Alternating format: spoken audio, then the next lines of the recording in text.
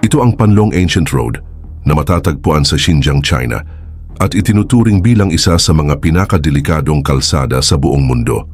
Meron kasi itong 600 hairpin turns at may haba na 75 kilometers. Ang kalsada ay dumadaan sa matatarik na bundok at liku-likong daanan na nagbibigay ng hamon sa mga naglalakbay. Sadyang napakakitid ng kalsadang ito at parang bituka ng manok. At dahil meron itong 600 hairpin turns, ay malaking hamon ito para sa mga driver na dumaraan dito, lalo na sa mga hindi sanay sa ganitong uri ng kalsada.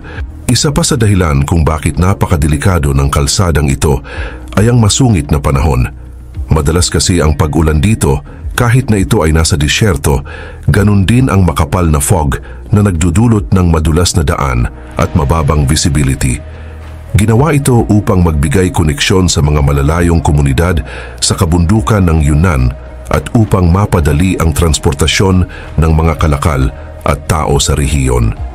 Bagaman tinuturing ito bilang isa sa mga pinakadelikadong kalsada, ay pinupuntahan pa rin ito ng mga turista dahil sa kamanghamanghang tanawin at ang pakiramdam ng pakikipagsapalaran na dulot ng paglalakbay dito.